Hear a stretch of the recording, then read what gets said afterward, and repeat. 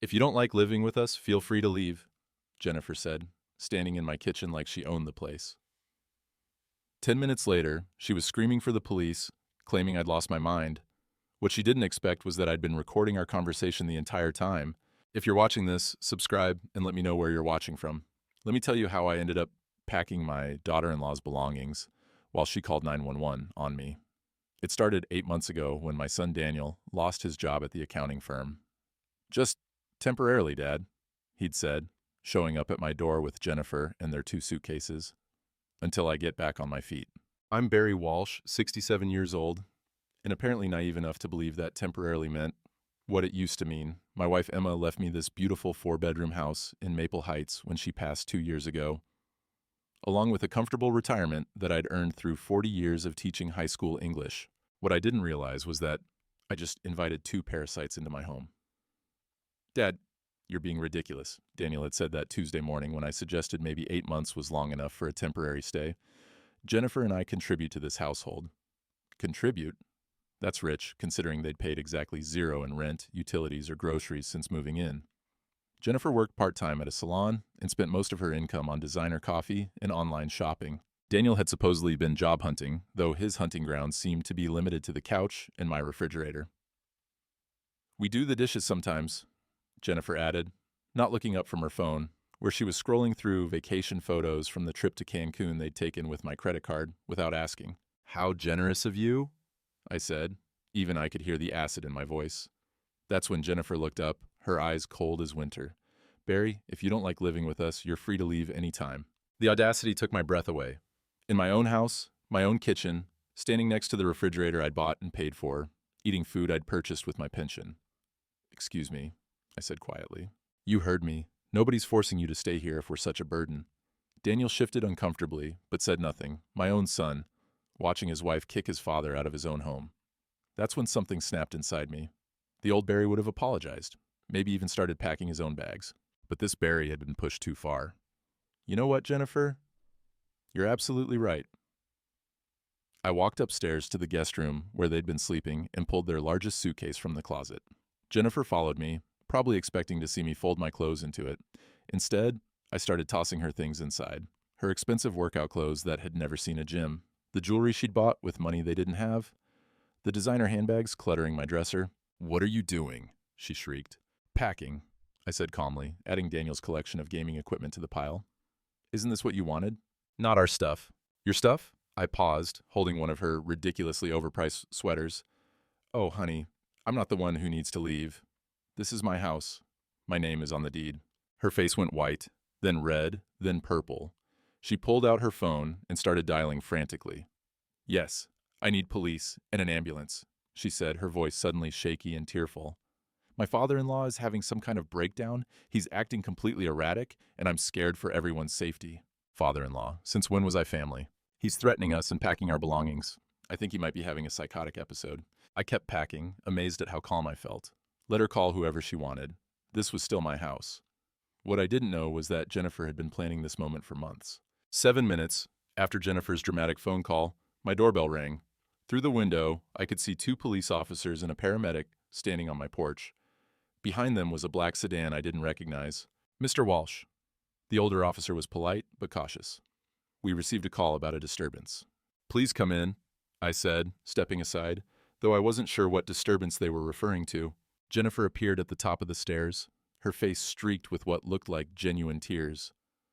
"Officers, thank God you're here." He just started throwing our things around, shouting about how we don't belong here. I've never seen him like this. The younger officer looked between us. "Sir, is this your residence?" "Yes, it is. I've lived here for 32 years. "And you, miss?" "I'm Jennifer Walsh, Daniel's wife. Daniel is Barry's son. We've been staying here to help take care of him since his wife died." "Help take care of me." I almost laughed.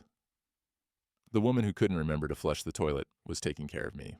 "Mr. Walsh," the older officer said gently, "your daughter-in-law says you were packing their belongings and asked them to leave. Can you tell us what happened?"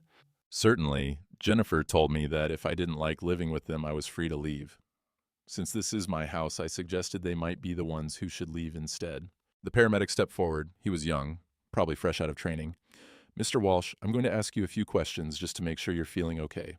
Can you tell me what day it is?" Tuesday, October 15th. It's 2:30 in the afternoon, and I'm feeling perfectly fine. Thank you. Do you know who the president is? I rattled off the current political information, my address, my social security number, and even recited the opening lines of Hamlet for good measure. The paramedic looked confused. He seems completely lucid, he said to the officers. That's when the man from the black sedan appeared. He was tall, silver-haired, and wore an expensive suit that screamed private practice. Officers, I'm Dr. Bradley Cooper. I'm a psychiatrist, and Mr. Walsh has been one of my patients. I stared at him. I beg your pardon. I've never seen you before in my life. Barry, Dr. Cooper said, in that condescending tone medical professionals use on difficult elderly patients. You came to see me last month about your memory issues and paranoid thoughts about your family. That's impossible. I don't have memory issues, and I certainly don't have paranoid thoughts. Jennifer descended the stairs slowly, her tears flowing freely now. Dad, you don't remember? You've been so confused lately. Last week you accused Daniel and me of stealing your credit cards. Because you did steal my credit cards. The words came out louder than I intended, and I saw the officers exchange glances. Dr. Cooper nodded sagely. This kind of angry denial is very common with dementia patients. They often accuse family members of theft or conspiracy. I do not have dementia. Mr. Walsh, the older officer said carefully, would you mind if we took a look around just to make sure everything's okay? Of course. I led them through my pristine house. The living room where Jennifer's magazines were scattered across my coffee table. The kitchen where their dirty dishes sat in my sink. My home office where Daniel had been using my computer to play online poker. In the guest room, their belongings were indeed scattered across the floor where I'd been packing them. To someone who didn't know the context, it might have looked like the actions of someone having a breakdown. Dr. Cooper examined the scene with theatrical concern. Barry, can you explain why you were packing these items? Because Jennifer told me if I didn't like living with them, I could leave. I was simply taking her advice and helping them pack. But these aren't your belongings to pack, he said gently. They're in my house. They've been here 8 months without paying rent. Jennifer sobbed louder. He's been getting more and more agitated about money. Yesterday, he accused us of not contributing, even though we pay for groceries all the time. I wanted to ask her to produce a single receipt, but something in Dr. Cooper's eyes warned me that anything I said would be used as evidence of my deteriorating mental state. The realization hit me like a physical blow. This wasn't a spontaneous breakdown response. This was planned. Mr. Walsh, we'd like you to come with us to the hospital, Dr. Cooper said, his voice dripping with false compassion. Just for observation, a few tests to make sure you're okay. And if I refuse? Well, the older officer interjected, we can't force you, but Dr. Cooper here has some concerns about your mental state. I looked around my living room at the assembled cast of my apparent breakdown, Jennifer clutching tissues, Daniel hovering uselessly in the background, 2 cops who clearly wanted to be anywhere else, a paramedic checking his watch, and a psychiatrist I'd never met claiming to be my doctor. You know what? I'll go to the hospital, but I want to call my attorney first. Barry, Jennifer said quickly, you don't need an attorney. We're family. We just want you to get better. Family, right? The same family that had been living in my house, rent-free, while telling me I could leave if I didn't like it. I picked up my phone and dialed Margaret Chen, my lawyer who'd handled Emma's estate. She answered on the second ring. Margaret, it's Barry Walsh. I need you to meet me at Maple Heights General. Apparently, I'm having a psychiatric evaluation. What, Barry, what's going on? I'll explain when you get there. I hung up before anyone could object. Dr. Cooper frowned. Mr. Walsh, involving lawyers at this stage might complicate things unnecessarily. Doctor, since I've never met you before, and you're not actually my physician, I think having legal representation is perfectly reasonable. The younger cop looked confused. Wait, if he's never met you, how are you his doctor? Dr. Cooper's smooth facade cracked slightly. Mr. Walsh is clearly confused about our previous sessions. When exactly did these sessions take place? I asked sweetly. Patient confidentiality prevents me from... Oh, you can discuss my supposed memory issues and paranoid thoughts in front of the police, but you can't tell me when I supposedly visited your office? Jennifer stepped forward quickly. Dad, you don't remember because of the confusion. That's why Dr. Cooper's here to help. Jennifer, in 30 years of marriage to Emma, I never once had memory issues. I balanced our checkbook, managed a classroom of 30 teenagers, and could tell you every birthday and anniversary in the family. But somehow, in the 8 months since you moved in, I've developed sudden onset dementia. The older officer was starting to look skeptical. Dr. Cooper, do you have documentation of your previous treatment of Mr. Walsh? The records are at my office, he said stiffly. Which office? I asked. What's your practice called? Where is it located? Another crack in the facade. I don't think this hostile interrogation is helpful for the patient's mental state. Hostile interrogation? I laughed. Officer, I'm asking a man who claims to be my doctor to provide basic information about his practice. If that's hostile, then I guess I really am losing my mind. Jennifer was looking nervous now, glancing between Dr. Cooper and the police officers. Can we just get him to the hospital? He clearly needs help. That's when Margaret Chin arrived. She swept through my front door like an avenging angel in a navy blue suit, her briefcase in one hand and her phone in the other. Which one of you is Dr. Cooper? She asked without preamble. The silver-haired man stepped forward. I am. And you are? Margaret Chin, Mr. Walsh's attorney. I just called the state medical board. Funny thing about a Dr. Bradley Cooper. She smiled without warmth. He had his license suspended 6 months ago for participating in fraudulent psychiatric holds. The room went dead silent. That's impossible, Jennifer whispered. Oh, it's very possible. Dr. Cooper here has quite the reputation for helping families commit elderly relatives against their will, usually for a substantial fee. Dr. Cooper was already backing toward the door. There's been some misunderstanding. The only misunderstanding, Margaret said coldly, is thinking you could run this scam in my client's house.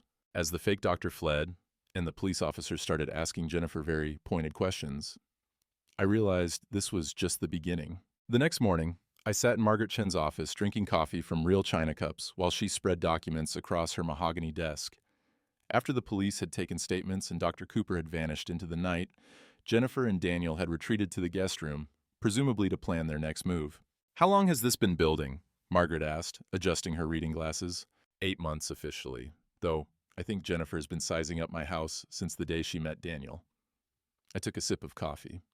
She always had an opinion about how I could better utilize my space. Margaret nodded. The fake psychiatric hold is a sophisticated scam. Dr. Cooper, his real name is Brian Kellerman, by the way, has been running this operation in 3 different states. How does it work? Family member calls, claiming elderly relative is having a breakdown. Kellerman arrives, poses as the person's doctor, convinces police the person needs an emergency psychiatric hold. Once the person is committed, the family has 72 hours to initiate guardianship proceedings. The implications hit me like ice water.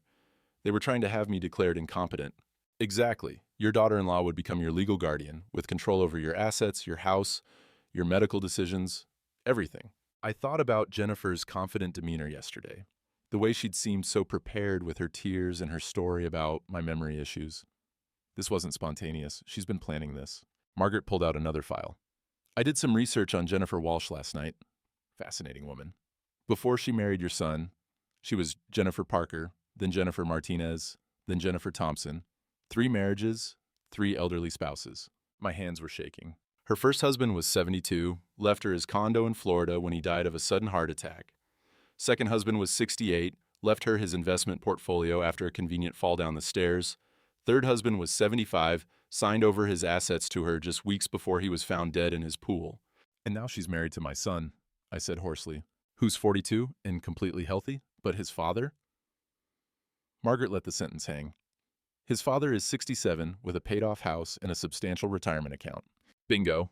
Daniel might not even know what Jennifer's really planning. Some of these women are very skilled at manipulation. I stood up and walked to Margaret's window, looking out at the busy street below. Normal people going about their normal lives, unaware that predators like Jennifer existed. What do we do? First, we document everything.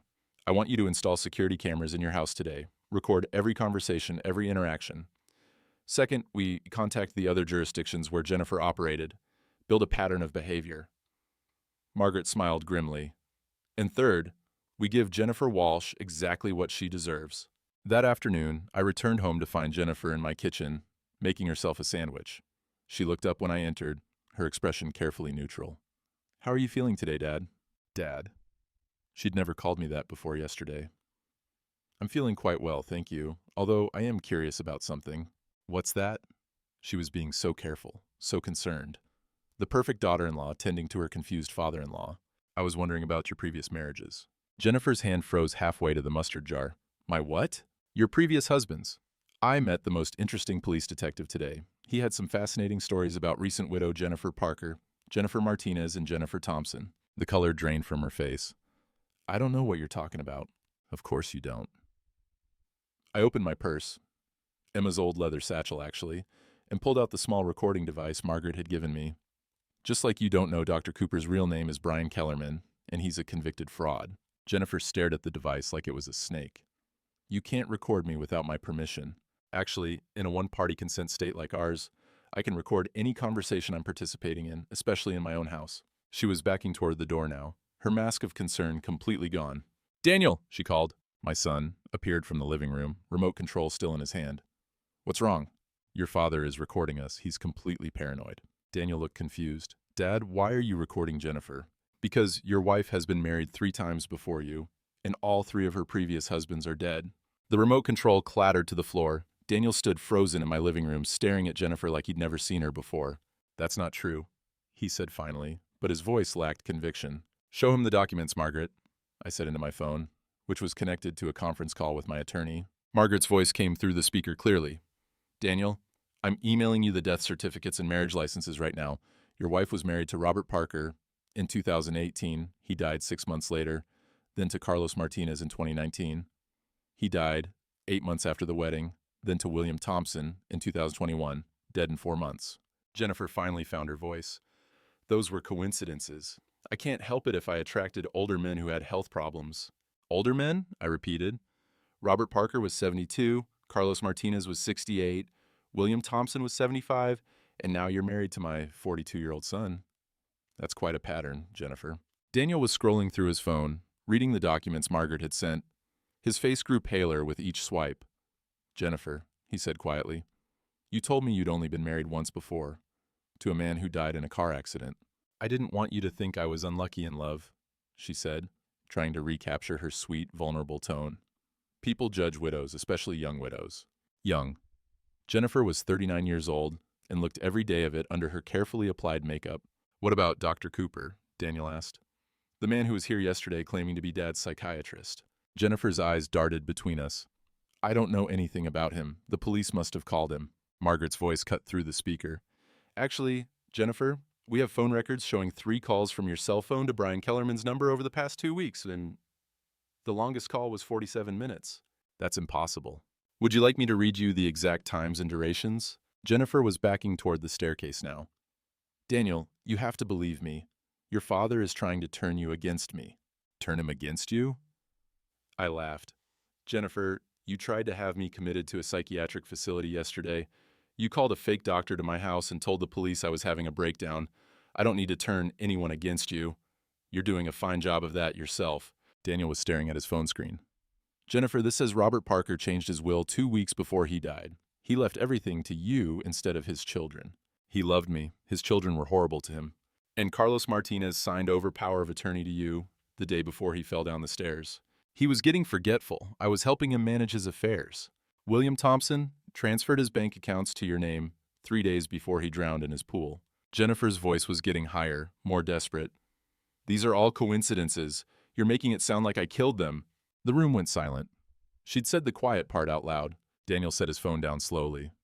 "Jennifer, did you kill those men?" "Of course not. I loved them. They were good to me. It's not my fault they died." "But it is convenient," I said quietly, "that they all died right after giving you access to their assets." Margaret's voice came through the phone again. "Jennifer, I think you should know that the police departments in Miami, Phoenix, and Portland are very interested in reopening those 3 cases, especially since they've discovered your connection to Brian Kellerman." Jennifer looked trapped, cornered. "But I'd learned yesterday that cornered animals are the most dangerous." "You know what?" she said, her voice suddenly calm. "Fine. You want to know the truth? Those old men were pathetic, lonely, desperate, eager to throw money at any woman who paid attention to them. They got exactly what they paid for." Daniel took a step back from her. "Jennifer, what are you saying?" "I'm saying your father is right. I married old rich men who died conveniently and left me their money. And yes, I was planning to do the same thing to him." The casual confession hit the room like a bomb. "But here's what your precious father doesn't understand," Jennifer continued, her mask completely off now. "I don't need Daniel anymore. I already transferred half his retirement account to my personal account last month." My blood went cold. "What?" Jennifer smiled for the first time since yesterday. "Amazing what you can accomplish with someone's signature when you bring them their morning coffee every day. A little something in the coffee to make them drowsy, a few documents to sign, and voila, she'd been drugging me." "You've been drugging me," I said, the pieces finally clicking into place. the unexplained fatigue I'd been experiencing. The mornings when I'd wake up groggy with no memory of the previous evening, the documents I'd supposedly signed but couldn't remember. Jennifer's smile was cold and satisfied. Just a little something to help you sleep better. You seem so stressed about having house guests. Daniel was backing away from her, horror written across his face. Jennifer, you drugged my father. Oh, don't act so shocked, Danny. You were happy enough to spend the money I transferred from his accounts. That vacation to Cancun, the new gaming equipment, the designer clothes I bought you. Where did you think the money was coming from? I thought you were working. I thought your salon job paid minimum wage plus tips. Really, Daniel? You're even more naive than your father. Margaret's voice crackled through the phone speaker. Jennifer, I need you to know that this entire conversation is being recorded, and as of 10 minutes ago, the FBI has frozen all bank accounts associated with your social security number. Jennifer's confidence faltered. You can't do that. Actually, when someone is suspected of serial elder fraud across multiple states, the federal government can do quite a lot. In fact, Agent Sarah Mitchell should be arriving at the house any moment now. As if on cue, the doorbell rang. Through the window, I could see black SUVs lining my street. You set me up, Jennifer whispered. No, I said, standing up straighter than I had in months.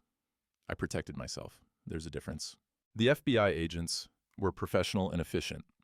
Agent Mitchell, a woman about my age with steel gray hair and kind eyes, took Jennifer into custody while explaining her rights. The irony wasn't lost on me that Jennifer was being read the same rights she'd tried to strip away from me. Mr. Walsh, Agent Mitchell said after Jennifer had been taken away, we're going to need you to come to the field office tomorrow to give a full statement, but I want you to know how brave you were to come forward. I didn't come forward. I was just trying to keep them from kicking me out of my own house. Agent Mitchell smiled. Sometimes the bravest thing we do is simply refuse to be victims. After the agents left, Daniel and I sat in my living room in awkward silence. He looked older somehow, smaller. The man who'd watched his wife insult me in my own kitchen was gone, replaced by someone who was clearly questioning everything he thought he knew about his life. Dad, he said finally, I didn't know about any of it. I swear to you, I had no idea what Jennifer was doing. I studied his face, looking for the truth. But you knew she was disrespectful to me. You heard her tell me to leave my own house, and you said nothing. He nodded miserably. You're right. I was weak. I was so grateful that someone wanted to be with me after I lost my job. I didn't want to rock the boat. And now I realize I chose a woman who was planning to murder my father over the son who let her get away with it. He looked up at me with tears in his eyes. Can you ever forgive me? I reached over and took his hand. Daniel, you're my son. I love you, but you need to understand that respect isn't optional. Not in my house, not in my life. I understand. And Dad, I'm going to find my own place. You deserve to have your house back. I squeezed his hand. One thing at a time. First, we're going to figure out how much money Jennifer stole and get it back. Then, we're going to make sure she never has the opportunity to hurt another family. What I didn't tell him was that I'd already decided what I was going to do with the money once we recovered it. Jennifer Walsh thought she could prey on vulnerable seniors with impunity. She was about to learn how wrong she was. 3 weeks after Jennifer's arrest, I was sitting in Agent Mitchell's office, staring at a number that made my head spin. She stole $347,000 from you over 8 months, Agent Mitchell said, sliding the bank statements across her desk. But here's what's interesting. She only spent about $60,000 of it. Where's the rest? That's what we're trying to figure out. Jennifer was part of a larger operation. We think your case was just one piece of a much bigger puzzle. I leaned back in the uncomfortable government-issued chair. How much bigger? Agent Mitchell pulls out a thick file.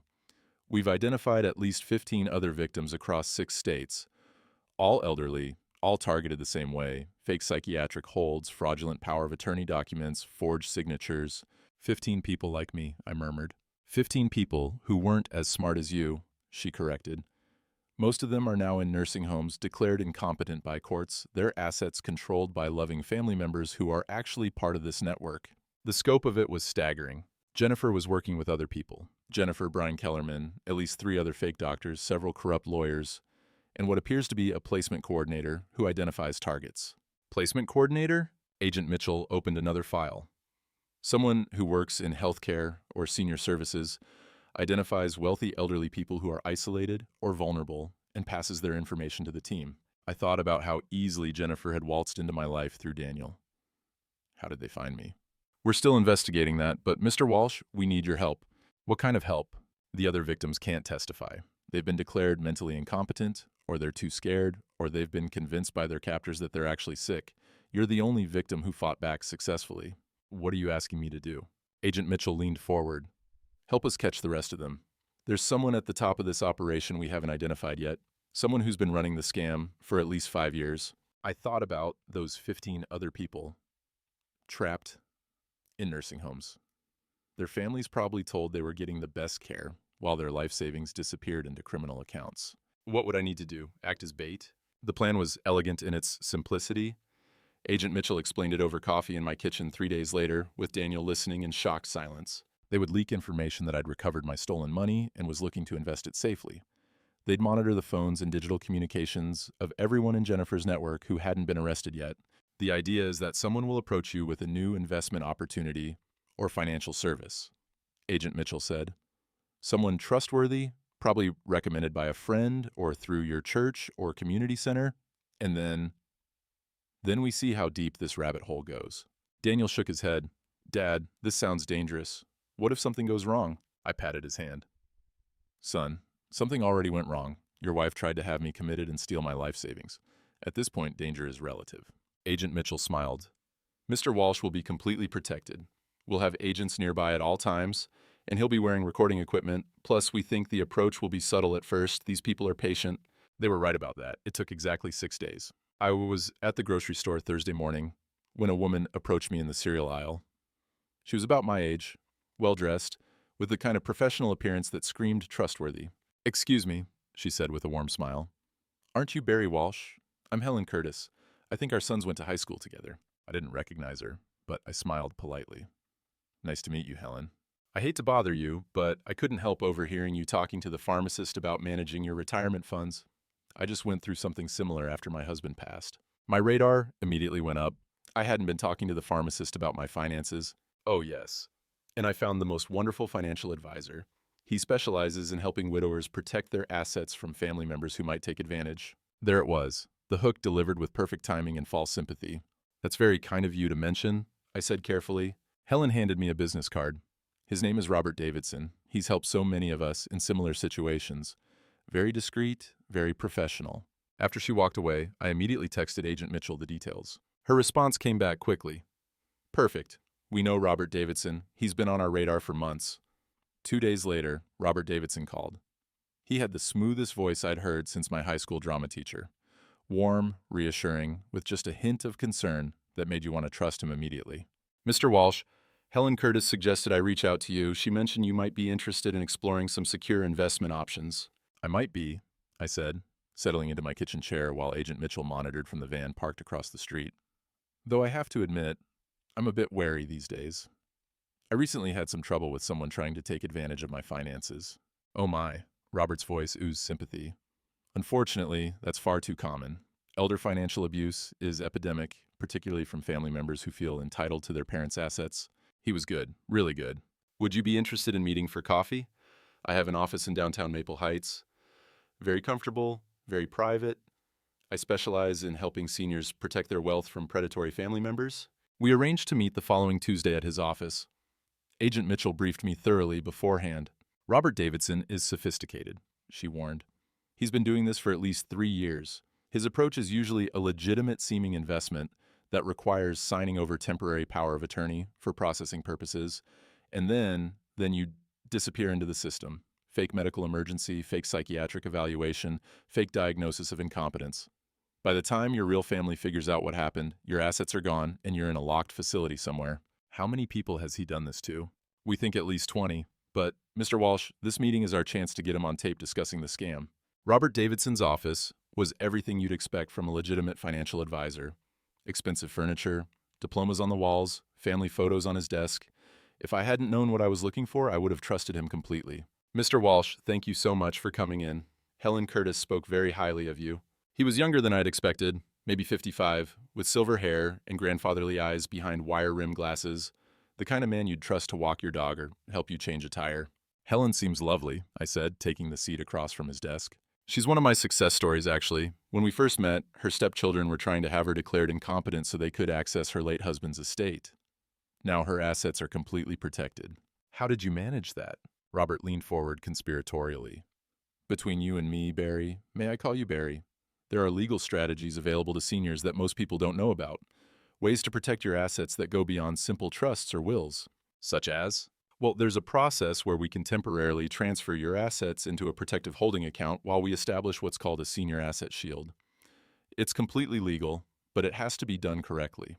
Temporarily transfer my assets? Just while the paperwork is processed.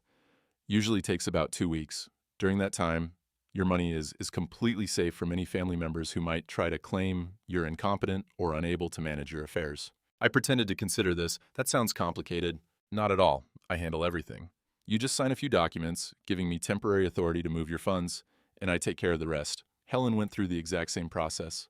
And where exactly are my assets transferred to during this process? Robert's smile never wavered. A secure holding account managed by my firm.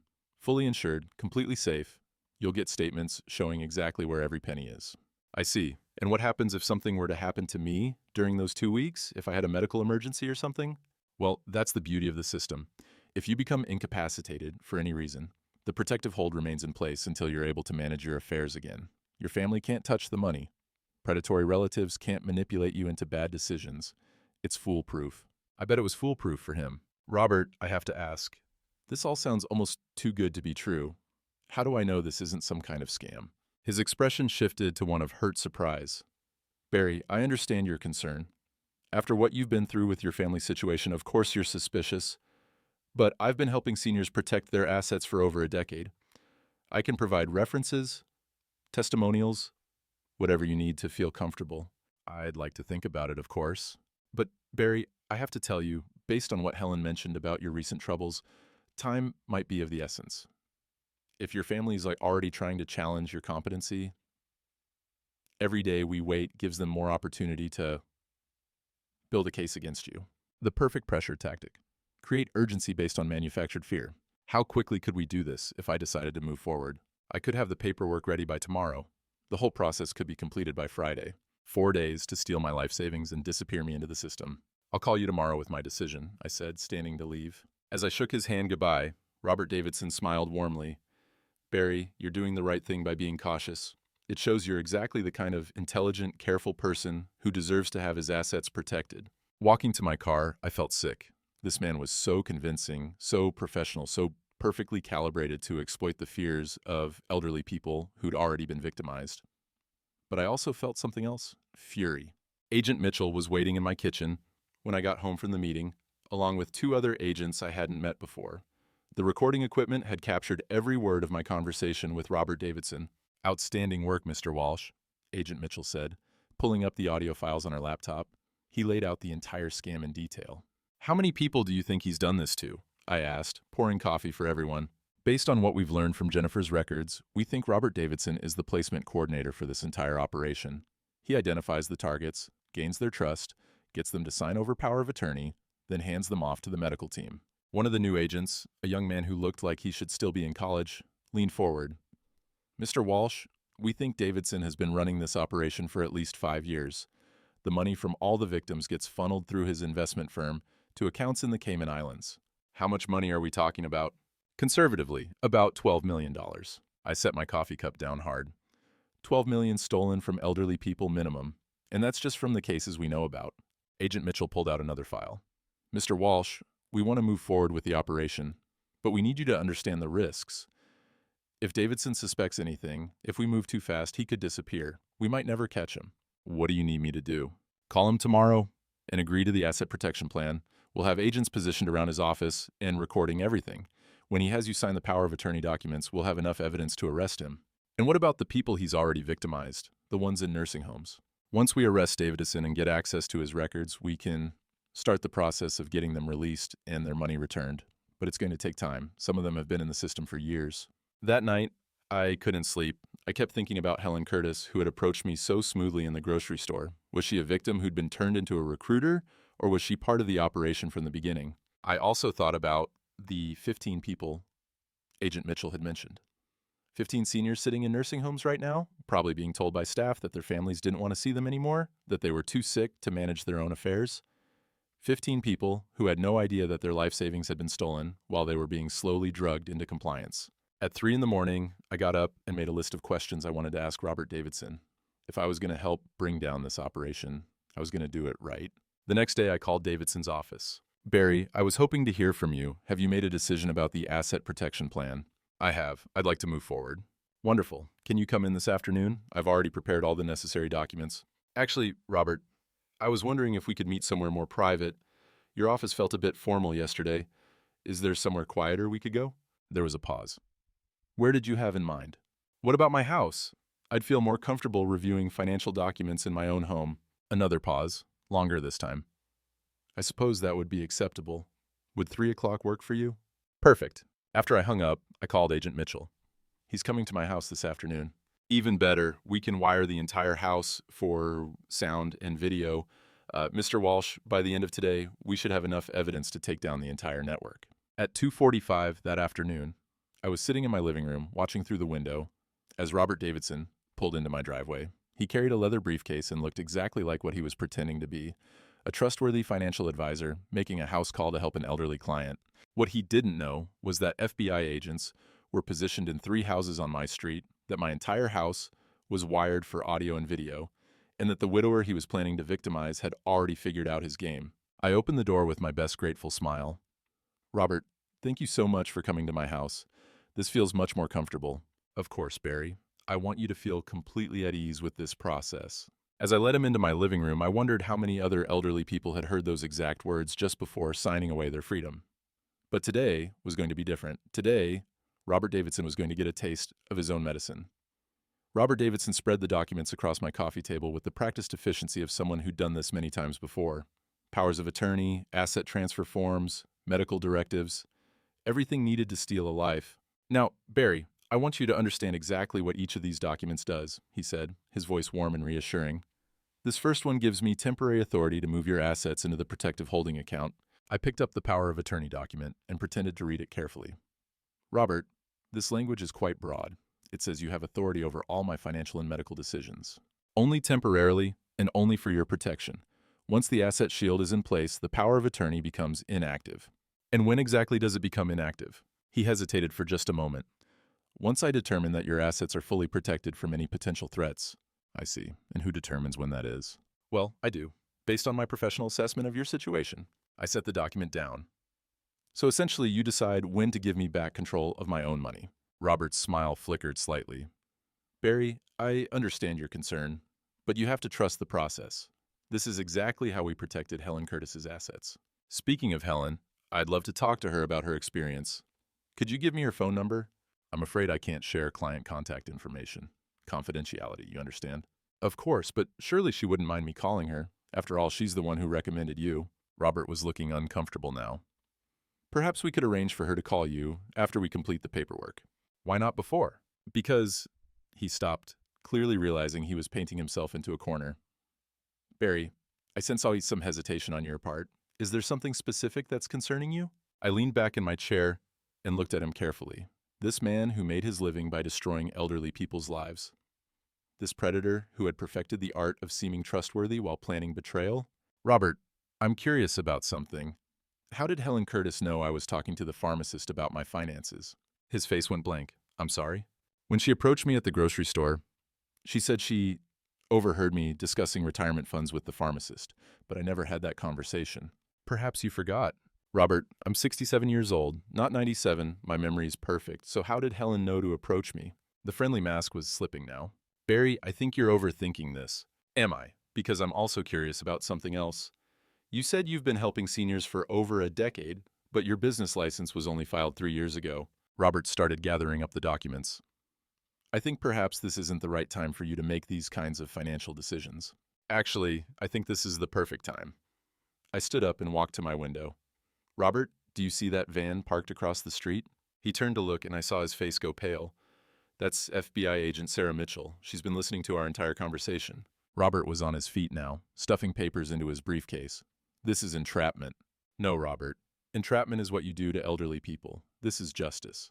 He was moving toward the door when it opened and Agent Mitchell walked in, followed by 2 other agents.